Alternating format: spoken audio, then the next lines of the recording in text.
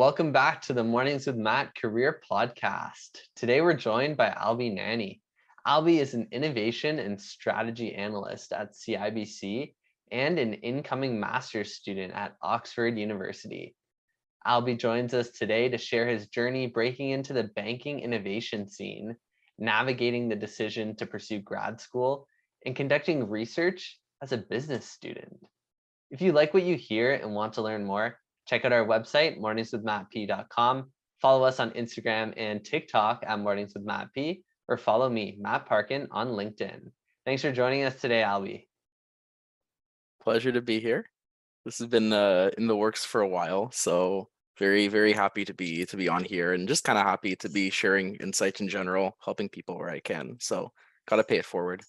Awesome. I love that. So yes, Albi's been a frequent listener on our podcast and reached out to hop on an episode. So if you're listening and you have something you want to share, feel free to reach out. So let's dive into it. So Mr. Oxford, what sparked your interest in going to Oxford for grad school right after undergrad? I know a lot of times here in Ontario, people, will typically kind of just funnel into a job right after undergrad. So what was your thought process like applying to grad school, and how did you make that decision to go and pursue that? So it was a variety of reasons. I think what it came down to for me was I knew I wanted to stay involved in academia in some level. I think especially when you talk about the field of like tech and innovation, there's a lot of opportunities to really walk the line between corporate and academia, because I think there's a lot of knowledge, very valuable knowledge to be gained on both sides. So I always like saw myself potentially walking that middle ground. I think though, in terms of like pursuing the master's degree when I wanted to, which is like going in right after school, I think that was more of a product of wanting to go and study internationally, just because I think, I wouldn't have had an issue if I decided to do my master's here, do it part-time while I work, get some more qualifications as well. Uh, which, by the way, I think is also like a big thing with it. I feel like to really distinguish yourself, you really need to have a master's degree that you can like specialize in. I'll get to that in a second, but like I think the big thing for doing it right after school was the ability to go and travel. I think a lot of us have been feeling very, not sick of home, but definitely wanting to travel. I think post COVID as well. So this is just a great opportunity to go out there, see a little bit more of the world, and yeah, I think also just before like life gets in the way, right? Like the older you get, the more responsibilities you're gonna have as well. So really wasn't better. There really wouldn't have been a better opportunity to travel than just go right after my undergrad and have a good time there. So that was the motivation for traveling for the masters. But I think doing it in general, I think a big reason is kind of like I was touching on was I think a lot of the time now, especially among business students, it's very common to have business degrees, right? I think what really sets people apart is specialization. And that can come through either a dual degree, I think that can come through a master's degree as well. To show that you've done a master's degree as well really shows that you're willing to take on, I feel like, that extra level of research, that extra level of commitment, and really like achieve like a certain knowledge level. Like the way that I like to think of it is like as you go through school, as you go through like university, like your knowledge is kind of like a little ball and it grows out. When you do a master's degree or like a PhD or anything of that some sort, you take this like part of the ball that you're going to specialize in and you grow that part of the ball, right? And all of a sudden your knowledge base becomes very like spiky. And it's those spikes that really provide value to an employer, right? Like, what is the specialized field of knowledge that you can really bring forward and really provide value in and really like star in your role? So I think like that, among a culmination of other things, kind of led me to do my master's. And yeah, so that was I think the big motivating factor, though. I love that. I really enjoyed that analogy with the spikes on the ball, and I think that'll be a nice picture for people to visualize, and I think applicable too, right? If there are people who either can't afford to do a master's or it's just not a good time in their life right now, I think that analogy can be applicable to just your knowledge in general, right? Like you can grow those spikes through starting a side hustle or starting a business or doing some freelancing, and so just keep that in mind if you're looking to differentiate yourself and stand out in the job market or as an entrepreneur. Like there are there are many ways that you can kind of do that through that specialization piece that you mentioned. I mean, like, what's the quote now, right? Like the undergrad is like the new high school degree or the high school diploma.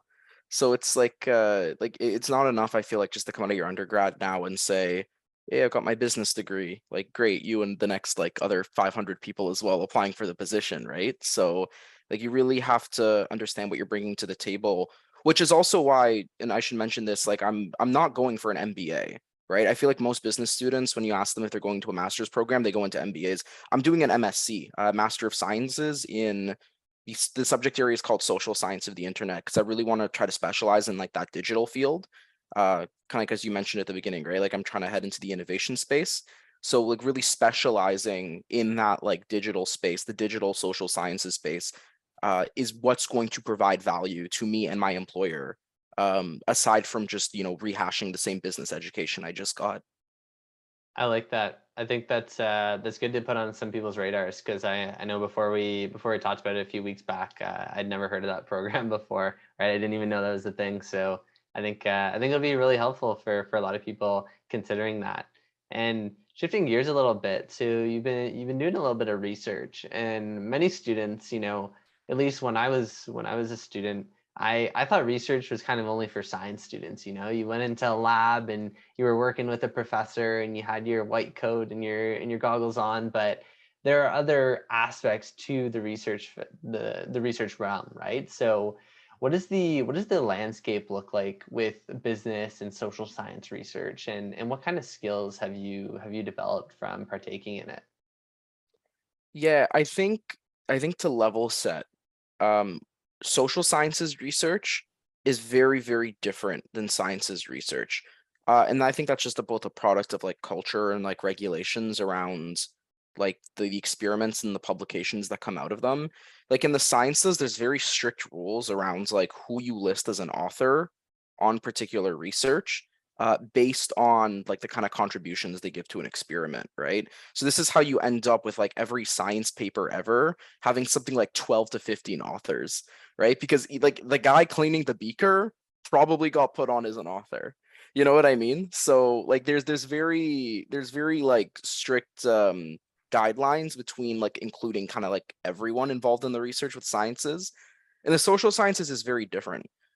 Because you're not necessarily dealing with like physical like objects or toxic objects a lot of the time, like there's less of like a health risk per se. You don't need a lot of like specialized help in terms of running experiments, right? You can get by doing a lot of this research with like 2 3 people and then maybe like a couple like student volunteers as well, which is when you go into the social sciences, most of the papers you have are only like 2 3 people in general. So I think just as a consequence of that, when you are brought on board to do any sort of social sciences or humanities research, you are going to be so much more involved. Even if you're an undergrad student, you are going to be very involved in whatever your supervisor is going to be doing. And any good supervisor, if they're going, is going to let you be involved in the writing process as well with the research, right? Because you're probably the one who's going to have like their hands on the data the most. You're probably going to be able to analyze it the best. In terms of like lessons learned and just what the value that it's provided, I think social sciences research is it gives you a very good look of analyzing information and like understanding it. And I know that you can apply that to like any branch of research, but I think particularly with the social sciences in general, because you are so involved in that end-to-end process, it really does teach you how to convey thoughts from like raw data to a finished product.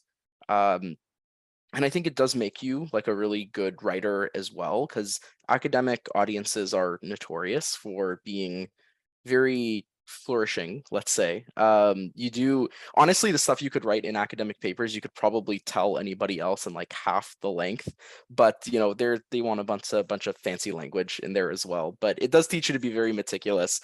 Um, so I do think it does teach you a good amount of writing skills and just communication in general, really getting involved in that end-to-end process. Yeah, I think I would highly encourage it to anyone who really wants to explore like taking ideas in depth and really contributing. Because I also think like right now there's a need in the social sciences academia to really give it like an air of practicality. I think it's a very big complaint with academia in general right now, where you have a bunch of smart people, but they have no application of these ideas to reality because they're very out of touch. Hence why people go to consultants and not universities when they need advice. So I think that's the direction where it needs to go into. So if anyone's very practically minded, but like wants to get into that space of like research and understanding ideas, that was my own inspiration for kind of, again, walking the line between corporate and academia. I'd highly recommend. And I feel like even if someone doesn't have a burning passion for academia, like being able to develop research and analytical and writing skills, like that can be super valuable in any industry you go into. So maybe you go and do some research and you say, oh, I actually really like this. Maybe academia is a place for me. And maybe you go in, you're like, I kind of confirmed that I'm not really interested in this space, but I'm going to develop a lot of skills that are going to be useful elsewhere. Everybody should have to go through the peer review process one time. I feel like, at least, because that process is brutal. Like you will think you've developed the most impeccable, thoughtful piece of analysis ever. You send it out, and some academic on the other corner of the world who's probably had a really crappy day is gonna look at this and just absolutely tear you a new one. Like I was so like I was going through an article. I'm going through an article like editing process right now, or review process right now, and one of my reviewers literally went line by line. I'm writing a paper on it had to do with like accounting standards and big data. And one of my reviewers went line by line each time I mentioned a standard and brought up like 5 exceptions to the rules that came up like super peripherally each time I brought up a standard. Right. And it's like, at some point it reaches a level of ridiculousness. However, and the reason I say everyone should have to go through this process, it teaches you to be detail oriented. I feel like we're living in an information age right now where like it's very easy to just like try to summarize information to make it easier to digest, which is understandable. But I feel like it also leads people to, number one, not think critically, and number two, as a result of that, really build up straw man arguments in their head of like the reality around them. Like understanding that you have to be that detail oriented and really think of everything is an experience that I feel like most people need to go through, because I think it'll strengthen your thought ability and what you can bring forward with you in your life. And speaking of thinking of everything, a lot of people don't necessarily think of all of the roles that are available within the financial services industry when they're considering careers, right? So can you shed a little bit of light on the non-finance roles in finance and what someone can do to break into them? Yeah, so being totally honest, I actually had no clue they existed either. What happened is, I did my first few years at business school, and as it was time to start looking for internships, I knew I had an interest in tech. I honestly thought I was going to end up working in a tech consulting firm. And then my recruiting wasn't going so hot up to that point. And then I had a friend reach out and say, "Hey, I can like put you in touch with somebody at one of the big banks in Canada." And I'm like, "Okay, cool, interesting. Like, what do they do?" "Oh, they work with like tech as like a product like strategist or like product manager." I was like, "Damn, like they have product managers at banks?" I know this sounds super ignorant to anybody who's like listening, but this is the reality of like a lot of people, right? Like these roles are just not well advertised, right? Because you think of banking and you think like stock trading, capital markets, all that fun stuff. But anyway, so this intrigued me. So I go on a phone call with this individual. This individual eventually ended up becoming my boss, and like he's just like he was telling me about like roles at the bank and kind of like what it was like, and just kind of like how there were tech roles available, and not just that there were tech roles, but tech roles for non-coders, right? Like you need business strategists, you need people who can tell you how to use the tech at a business level, right? Result in KPIs for the company, and really bring in those business benefits. And you need someone to bring all of that together, which is where like those like product management strategist roles come in, specifically in regards to tech. So yeah, I that ended up being a very useful coffee chat, and that resulted in maybe one of the more interesting interviews I've had in my life. But yeah, I eventually ended up getting the role and I loved it. And the next year, I was kind of named a campus ambassador for this bank as well. And I made it like a very distinct focus because I already knew like the people who want to go into capital markets and, that kind of area of the bank, they were going to find their way. Like it's very visible for them. They've already been recruiting. Like people in that field recruit for like 2 years ahead of time. Like they're taken care of. I made my distinct focus on like, can I bring in some like people who want to specialize in like project management, right? Or like tech analysis. And so yeah, I just like again, like the same way that somebody was kind of looking out for me that way, like really trying to promote those. So I think the banks can do a better job, frankly, advertising these roles. But for those that do know that it exists, take that initiative and like really look for talented people because I do think I do think a big issue with that right now is that it's just not being advertised enough. No, 100%. I think it's good for the listeners here to realize that, and I don't think it's ignorant for people to not realize because it's very common. I was in the same boat as well when I discovered that, oh yeah, banks have HR departments and communication teams and all of these other non, finance roles. So that's really helpful for people. And besides reaching out to people like yourself to have coffee chats, there any other things that people can be doing to best prepare them for a role in the innovation space? I think the big thing is like always ask good questions. In terms of preparing for a role for an innovation space, like you need to fundamentally understand that like your role is to always question what is going on with like whatever's going on in your company and wonder why it can't be better, right? Which put in a nutshell means you basically have to be a pain in your boss's ass every day, right? Like you have to go to your boss and say like this is not working well or as well as it could be for reasons A, B, C, D, right? Like you have to be that guy basically. So when you talk about preparing for an innovation role, that's what you're doing. What do you do to prepare for that? Number one, I feel like you have to be comfortable like being the person to speak, right? Like you need to be able to speak up and say, hey, something is not working. Because if I don't go to my boss and tell him like what's wrong with whatever we're doing, I suck at my job, right? Like I have to be able to go and I have to be able to be comfortable to go and critique something to people who are probably like my bosses and even like my boss's bosses sometimes, right? I'm not gonna lie, that's like an intimidating notion, especially when you're young in your career. Like you want to be able to have people on your side. So that's the first step, but how do you do that without like causing friction, right? Well, this comes to like the second thing, which is if you're going to say something, you got to be able to back it up, right? You have to be very data driven and you have to understand like how to make a good argument out of that as well, right? You have to become a very good storyteller. So that means like asking the right questions so you can get the right kind of information and then crafting that information into like a narrative that supports whatever it is that you're trying to pitch, right? And I think if you're going to prepare for that kind of innovation role, it means like stay up to date on whatever it is that you're innovating, right? Even just like 10 minutes reading like relevant news can make all the difference in being prepared for something, right? Ask other people at the organization you're working at, like, hey, like what are the relevant projects, what are the pain points right now? Because you also got to be able to understand how everything fits into the bigger picture, right? The moment that you lose touch with the people around you, you're not providing anything of value as an innovation analyst because you're ultimately innovating for them, right? You're not innovating for the sake of innovation.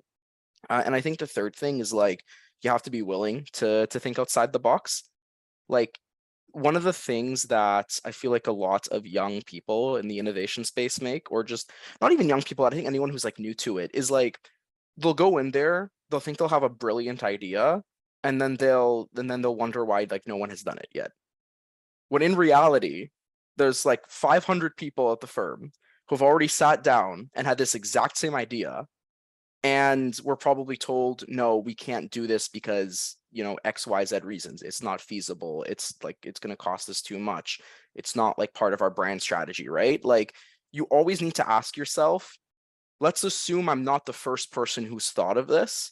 The next level of thinking is, okay, someone has thought of this already. Why did it not go through? And it's that why did it not go through question.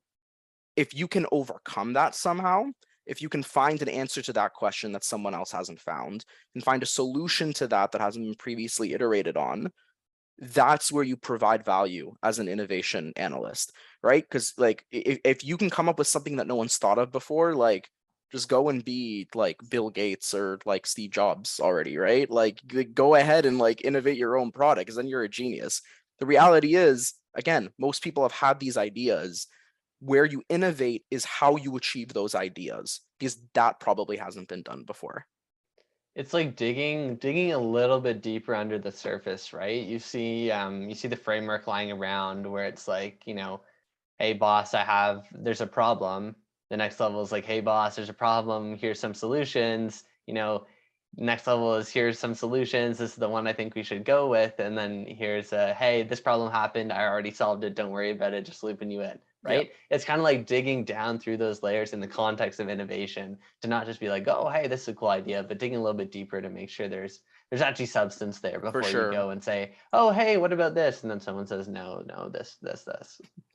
Like you have to be prepared, because like God knows how many times I've been in a meeting with like my boss's boss, and like we'll try to pitch something to her and she'll be like, no, I don't like it, right? And if she doesn't like it, like what am I supposed to do? Like am I supposed to like sit back there and be like, oh, okay guys, that's it, I'm out for today? Like no, I can't do that, right? So you always got to come with a backup plan. You always got to understand the why behind something, because like if you understand why you're pitching something, then coming up with a backup plan, or like it becomes easy, because you can look back at the key assumptions, or the key like thoughts that have led to that line of thinking, change those, change the parameters of your thought, and then you can kind of overcome whatever feedback you're getting, right? But you always have to understand the thought behind the thought if you want to innovate. I love that. That ties in really nicely with last week's episode. So thanks for joining us today, Albi. That's all the time we have for today. Folks, if you found this helpful, we'd love if you can leave a review and share it with a friend. If you want to learn more, check out our website, morningswithmattp.com. Follow us on Instagram and TikTok at morningswithmattp, or give me a follow over on LinkedIn. We'll see you next week.